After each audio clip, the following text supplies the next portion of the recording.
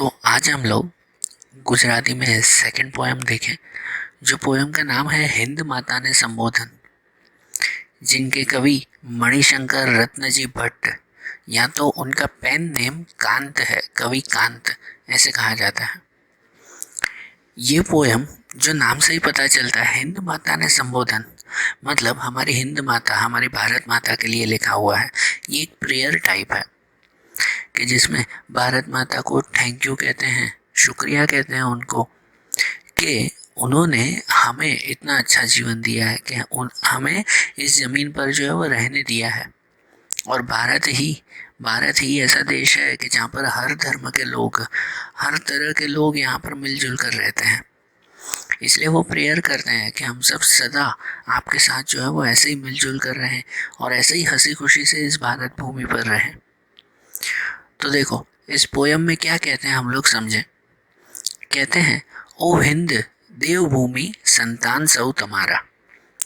ये हिंद को, मतलब कि हिंद माता को कह रहे हैं कि देवभूमि, कि ये जो भारत भूमि है ना, ये जो भारत देश है वो देवभूमि है, मतलब ये देवों की जमीन है, कि ये देवों का देश है। यहाँ पर जो है वो ये हमेशा से देव आकर बसते थे, भगवान आकर यहाँ पर बसते थे। ये ऐसा देश है। संतान सौ तुम्हारा, वो उन्हें कह रहे हैं कि हे भारत माता, हम सब आपके ही संतान हैं, आपके ही बेटे हैं हम सब। करिए मणि ने वंदन स्वीकार जो हमारा।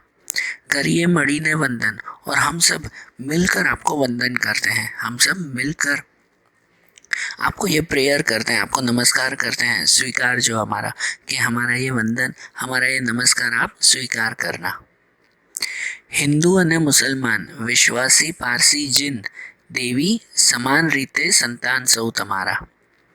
क्या कहते हैं ये? हिंदू અને मुसलमान विश्वासी पारसी जिन, कि ये हर धर्म के लोग, हिंदू हो मुसलमान हो, विश्वासी मतलब जो क्रिश्चियन कास्ट आती है ना, जो क्रिश्चियन रिलीजन के लोग, पारसी लोग, जिन मतलब जो जैन लोग। तो हिंदू मुसलमान विश्वासी पारसी जिन देवी समान रीते संतान सौ तुम्हारा। वो उन्हें प्रेयर कर रहे हैं कि हे भारत माता, हम सब समान रीते, मतलब एक जैसे, संतान सौ तुम्हारा, कि सब आपके ही बेटे हैं, सब आपके ही एक ही बेटे हैं, एक ही संतान है हम लोग। भले ही हम लोगों का धर्म अलग अलग है, लेकिन हम सब आप भारत माता के ही संतान हैं। आगे कहते हैं जो कि पोषो तमे सहू ने शुभ खान पान बख्शी, सेवा करे बने ते संतान सौ तुम्हारा। क्या कहते हैं आगे? कि पोषो तमे सहू ने शुभ खान पान बख्शी। वो भारत माता को प्रेयर करते हैं कि हम सब आप ही की संतान हैं, कि हमें पोषना, पोषना मतलब वो कहते हैं ना पालना पोषना, कि भाई हमें संभालना। पोषो तमें सहू ने मतलब कि हम सबको भाई तुम ही संभालना, तुम ही पालना। कैसे पालना? तो शुभ खान पान बख्शी, कि हमें अच्छा खान पान, अच्छा खाना पीना देकर, कि भाई आप ही हमें संभालना। भारत माता ही तो हमें ये अनाज देती है, हम जो खेती करते हैं वो भारत माता के ऊपर ही करते हैं, इसी जमीन के ऊपर। इसलिए भारत माता को प्रेयर करते हैं कि आप ही हमें अच्छा खाना पीना देकर, शुभ खान पान बख्शी, बख्शी मतलब देकर, कि अच्छा खाना पीना देकर आप ही हमें सबको पालना। सेवा करे बने ते संतान सौ तुम्हारा। सेवा करे बने ते संतान सौ तुम्हारा, इसका मतलब कि हम सब हमेशा आपकी सेवा करते रहेंगे, जितना हो सके वो पूरी सेवा हम लोग आप लोगों की करेंगे। ठीक है, वो भारत माता को प्रेयर कर रहे हैं ना कि हमसे जितना होगा हम आपकी बहुत सेवा करेंगे। फिर आगे कहते हैं कि रोगी अने निरोगी, निर्धन अने तवंगर, ज्ञानी अने निरक्षर, संतान सौ तुम्हारा। क्या कहते हैं? रोगी अने निरोगी, निर्धन अने तवंगर। तो ये कहते हैं कि हम सब भारत माता के ही बेटे हैं, कि हम में कोई भी तरह का फर्क नहीं है, ना ही भारत माता हम में कोई तरह का फर्क रखते हैं, ना ही वो हम में जो है वो कोई तरह का भेदभाव रखते हैं। हर कोई भारत माता की संतान है। जिसमें कहता है ना रोगी यानी निरोगी, मतलब कि रोगी मतलब कहलाते हैं कि भाई जो बीमार हो, जिन्हें कोई रोग हो। और निरोगी मतलब जिन्हें कोई रोग ना हो, हेल्दी पर्सन। तो रोगी यानी निरोगी कहते हैं ना, भले कोई बीमार हो या कोई हेल्दी हो। निर्धन यानी तवंगर, कोई निर्धन, निर्धन मतलब कि गरीब, और तवंगर मतलब अमीर, पैसेदार। तो कहते हैं भले कोई अमीर हो या गरीब हो, ज्ञानी यानी निरक्षर संतान सो तुम्हारा। कहते हैं भले भले जो है वो कोई ज्ञानी हो कि कोई निरक्षर हो, कोई ज्ञानी मतलब एजुकेटेड, पढ़ा लिखा पंडित इंसान, या भले ही कोई निरक्षर हो, निरक्षर मतलब अनपढ़, अभण इंसान। तो कहते हैं कोई भी तरह के लोग यहाँ पर जो रहते हैं ना, सौ संतान सौ तुम्हारा, कि हम सब वो आप ही के ही बेटे हैं। वाल्मीकि, व्यास, नानक, मीरा, कबीर, तुलसी, अकबर, शिवाजी, माता, संतान सौ तुम्हारा। ये कहते हैं ना, ये सब सब जो है वो महान लोगों के नाम यहाँ पर लिखे हुए हैं कि ये सब भी आपके ही संतान हैं। ये भी भारत माता को कहते हैं कि इन्हीं सब से तो आज भारत माता का नाम है इतना, कि इन लोगों ने भारत माता को पूरी दुनिया में जो है वो ये क्या कहते हैं उनका नाम किया है।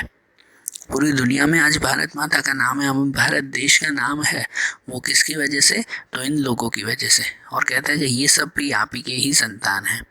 वाल्मीकि, व्यास, कि वाल्मीकि कि जिन्होंने रामायण लिखी थी, व्यास जिन्होंने महाभारत लिखी थी, नानक, गुरु नानक, हर कोई पहचानते हैं इन्हें, सिख सिख रिलीजन के ये गुरु नानक, मीराबाई, कबीर, कबीर, तुलसीदास, तुलसी मतलब तुलसीदास।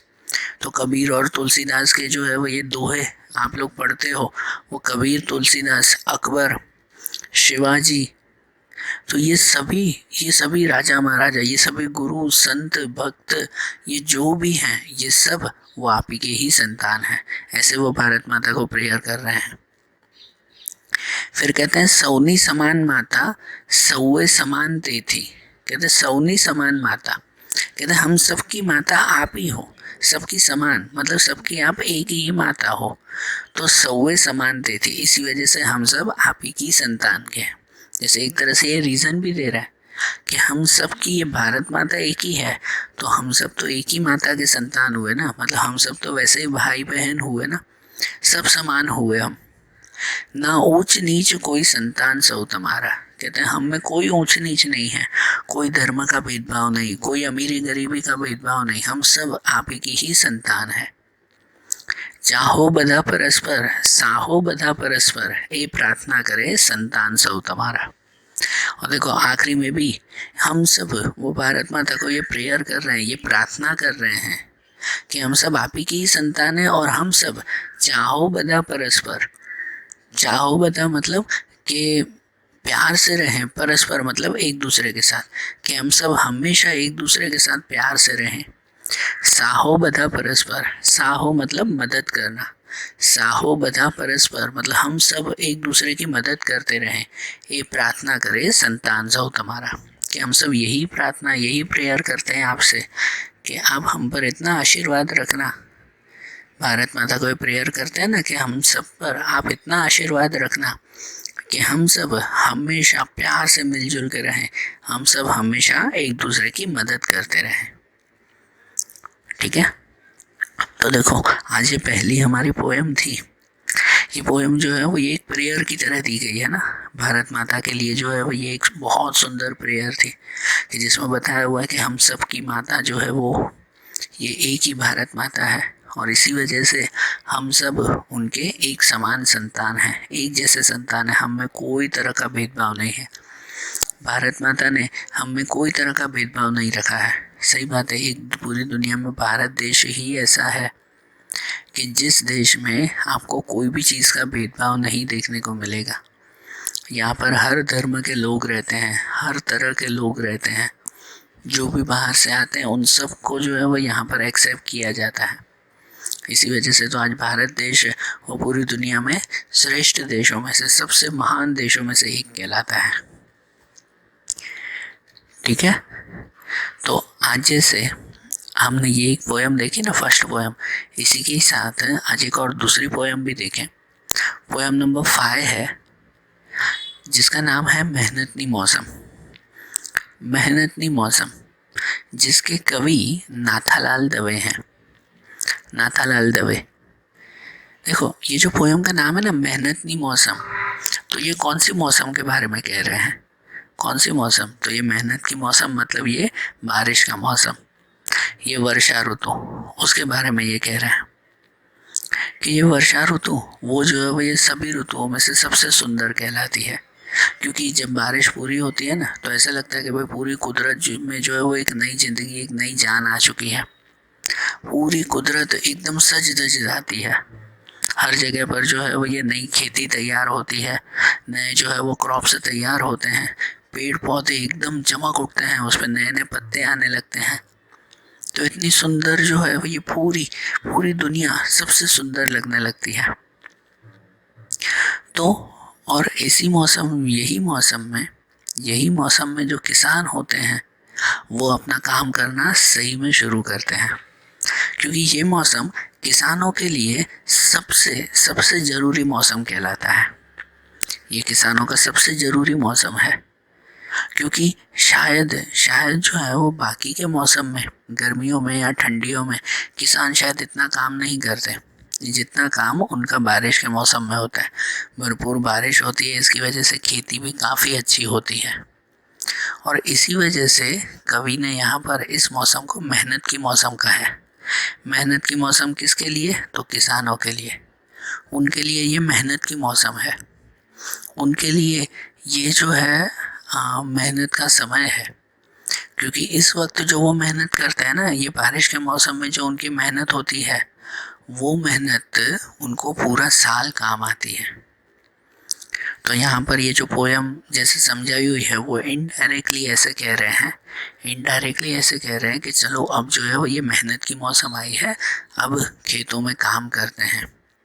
कि देखो कितने सुंदर जो है वो ये खेत बन चुके हैं, कितनी सुंदर ये फसलें अब तैयार हो रही हैं, कि हर तरफ नदियों का पानी पूरा भर चुका है। तो चलो इस मौसम में जो है वो ये दिल खोल कर मेहनत करते हैं। तो यहाँ पर किसानों के लिए ये पोयम लिखी गई है, फार्मर्स के लिए ये पोयम लिखी गई है, कि जिसमें हर एक फार्मर वो एक दूसरे के लिए जैसे ये गा रहे हैं। समझो, देखो पोयम में क्या कहते हैं, ये कहते हैं कि सोना वर्णी सीम बनी, मेहुलिए की थी मेहर रे, भाई मौसम आवी मेहनत नी। कहते हैं सोना वर्णी सीम बनी। सोना वर्णी मतलब कि सोने की तरह चमकती हुई, सीम बनी, सीम मतलब कि पूरी जो है वो ये खेत, वैसे तो गांव का जो है वो ये आखिरी कोना आता है उसे सीम कहते हैं, उसे सरहद कहते हैं, वो सरहद। लेकिन यहाँ पर जो है वो उस खेतों की तरह कह सकते हैं कि जहाँ पर किसान खेती करते हैं तो वो पूरे खेत आज सोना वर्णी, मतलब कि भाई सोने की तरह चमक रहे हैं। जब क्रॉप्स तैयार होते हैं ना तो येलो कलर के क्रॉप्स, दूर से जो है वो एकदम येलो कलर के क्रॉप्स, ऐसे लगता है कि जैसे पूरे मैदान में से वो येलो कलर ही दिखाई देता है, और रियल में तो वो सोने की तरह चमकते हुए दिखाई देते हैं। तो कहते हैं ना सोना वर्णी सीम बनी, कि यहाँ पर जो है वो ये सोने की तरह चमकता हुआ पूरा खेत, पूरा जो है वो ये मैदान हो चुका है।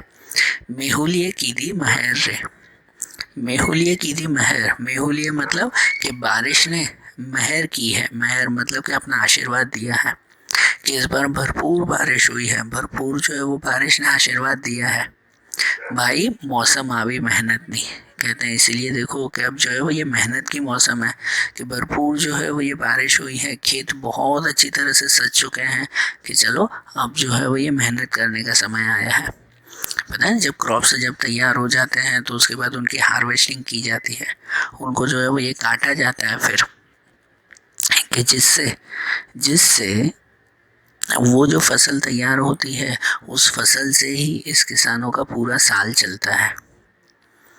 इन्हीं की वजह से तो किसान कहते हैं ना कि चलो अब जो है वो ये मेहनत की मौसम आई है, चलो अब आगे बढ़ते हैं। नेक्स्ट कहते हैं जो कि नदियों ना जल नी तरया, लोको मा लीला लहर रे। नदियों ना जल नी तरया, पता है वो खेतों में जो है वो जब पानी देते हैं, इरिगेशन करते हैं, तो उनके लिए ये बात लिखी गई है, नदियों ना जल नी तरया। नदियों ना मतलब कि भाई नदियों के, जल मतलब पानी, नी तरया मतलब दिए हैं, कि भाई पूरे खेतों में नदियों का पानी हमने दिया है। लोको मा लीला लहर रे, लोगों में लीला लहर, लीला लहर मतलब वो कहता है ना कि भाई मौज है, अब तो लोगों में मौज बनी हुई है, लोग बहुत ज़्यादा खुश हैं क्योंकि नदियाँ एकदम भरपूर है, किसानों को जितना पानी चाहिए उतना भरपूर पानी उनको मिला है। इसी वजह से तो लोगों में अब बहुत खुशी है, लोगों में लीला लहर रे। लीलो कंचन बाजरो ने उजड़ो दूध कपास रे। यहाँ पर अब अलग अलग क्रॉप्स के बारे में समझाया हुआ है कि लीलो कंचन बाजरो, बाजरो जो बाजरी का क्रॉप्स आता है ना, वो ग्रीन कलर का, और कंचन मतलब कि भाई सोने की तरह चमकता हुआ। कुछ ग्रीन और येलो कलर के क्रॉप्स होते हैं, वो बाजरी के क्रॉप्स है। जो कंचन की तरह, सोने की तरह जो है वो ये चमकता हुआ दिखाई देता है। ने उजड़ो दूध कपास रे, और एक तरफ कपास, कपास मतलब कॉटन का प्लांट। कॉटन होता है ना, तो कॉटन का प्लांट कैसा होता है, एकदम वाइट। उजड़ो दूध मतलब दूध की तरह एकदम चमकता हुआ सफ़ेद। तो ये दोनों क्रॉप्स बताए हुए हैं कि जहाँ पर बाजरी का क्रॉप है तो बाजरी का क्रॉप ग्रीन और येलो कलर का कंचन की तरह मतलब सोने की तरह चमकता हुआ, और कपास का मतलब कॉटन का जो क्रॉप, तो वो कैसा, एकदम दूध की तरह सफ़ेद। जुआर लोथे लूमे झूमे ने हैया माँ उल्लास रे। जुआर लोथे लूमे झूमे, जुआर जो जुआर का प्लांट आता है उसके जो क्रॉप्स हैं ते लोथे लूमे झूमे। लोथे मतलब कि पूरा एक झुंड, पूरा जैसे वो बल्क में सब साथ में, लूमे झूमे मतलब लहरा रहे हैं। पूरे खेत में ये जुआर का क्रॉप लगा हुआ हो और सब जो है वो तेजी से हवा आती हो, तो ऐसा लगता है कि जैसे पूरे जो है वो ये खेत में वो क्रॉप्स आराम से लहरा रहे हैं। ने हैया माँ उल्लास रे, ने हैया माँ उल्लास, हैया मतलब कि दिल में, उल्लास, उल्लास मतलब कि भाई बहुत जोश है, बहुत खुशी है। आगे जो कहते हैं कि ऊपर उजड़ा आब माँ कुंजड़ियों ना किल्लोल रे। ऊपर उजड़ा आब माँ, और अब जो है वो ये ऊपर खुले आसमान में कुंजड़ियों ना किल्लोल रे। कुंजड़ियों मतलब कि छोटे छोटे जो बर्ड आते हैं, कि उन बर्ड के किल्लोल, किल्लोल मतलब कि भाई उनका जो है वो ये शोर है ना। जो कुंजड़ी आती है, कुंजड़ी एक तरह का छोटा सा बर्ड आता है, उनके जो है वो किल्लोल, उनका शोर मतलब कि यहाँ पर नीचे जो है वो खेत आराम से लहरा रहे हैं और ऊपर जो है वो ये पंखियों का शोर चल रहा है। पंखी भी जो है वो आराम से घूम रहे हैं। होता है ना, बारिश का मौसम कितना सुंदर होता है, हर तरफ नेचर को जहाँ देखो वहाँ वो नेचर बहुत सुंदर लगती है। आगे कहते हैं वाता मीठा वायरा ने लेता मोल हिलोड़ रे। वाता मीठा वायरा, कि यहाँ पर मीठा वायरा, वायरा मतलब कि ठंडी ठंडी हवा, और मीठा वायरा मतलब मीठी मीठी ठंडी ठंडी हवा जो है वो बह रही है। बारिश की हवा सबको पसंद होगी। जब बारिश का मौसम आता है, जब ठंडी ठंडी हवा जो है वो हमें लगती है। ने लेता मोल हिलोड़ रे, और उसके साथ ये मोल, मोल मतलब ये क्रॉप्स, हिलोड़, हिलोड़ मतलब कि पूरा जैसे झूला खाते हैं। अभी बताया ना कि जो पूरा खेत जब क्रॉप्स से भरा हुआ हो तो हवा के साथ ऐसा लगता है कि जैसे पूरा खेत लहरा रहा है, झूले खा रहा है। लियो पछेड़ी दातरडा आज सीम करे छे साद रे। क्या कहते हैं, ये जो है वो किसान, जैसे एक किसान दूसरे किसान को कह रहा है कि लियो पछेड़ी दातरडा, कि पछेड़ी और दातरडा, पछेड़ी एक तरह का जो है वो क्या कहते हैं कि बड़ा सा कपड़ा आता है ना, एक बड़ा सा जो है वो ये कपड़ा आता है, तो वो पछेड़ी कि जिसके ऊपर पता है जब हार्वेस्टिंग करते हैं ना तो उसके एक एक सीड अलग करके उस कपड़े में जो है वो ये बांधते हैं। वो क्रॉप्स के सब सीड्स उस कपड़े में बांधे जाते हैं, तो वो पछेड़ी। और दातरडा, दातरडा मतलब वो सिक्कल कहते हैं, सिक्कल, कि जिससे जिससे जो है वो क्रॉप्स काटे जाते हैं, हार्वेस्ट किए जाते हैं। तो एक किसान वो दूसरे किसान को कहता है कि चलो अब सामान ले लो सब, लियो पछेड़ी दातरडा, कि चलो कपड़े ले लो और जो है वो एक सिक्कल ले लो। आज सीम करे छे साद रे। आज सीम, सीम मतलब वो मैदान, वो जो है वो साद, साद मतलब हमें बुला रहे हैं कि चलो वो मैदान बुला रहे हैं हमें, चलो अपने सामान ले लो और चलो उन मैदान में, चलो उन खेतों में। रंगे संगे काम करिए थाए मलक आबाद रे। क्या कहते हैं, ये किसान दूसरे को कह रहे हैं ना कि रंगे संगे काम करिए, कि चलो मिलजुल कर सब जो है वो ये काम करते हैं, मिलजुल कर आज काम करते हैं। थाए मलक आबाद रे, कि जिससे हमारा मलक मतलब हमारा मुल्क वो आबाद, आबाद मतलब कि एकदम जो है वो ये खुश रहे, आबाद रहे। कि इसलिए तो वो किसान कह रहे हैं कि चलो मिलजुल कर काम करते हैं, कि जिससे सिर्फ हमें नहीं लेकिन पूरे जो है वो देश को खुश करना है, पूरे देश को आगे बढ़ाना है।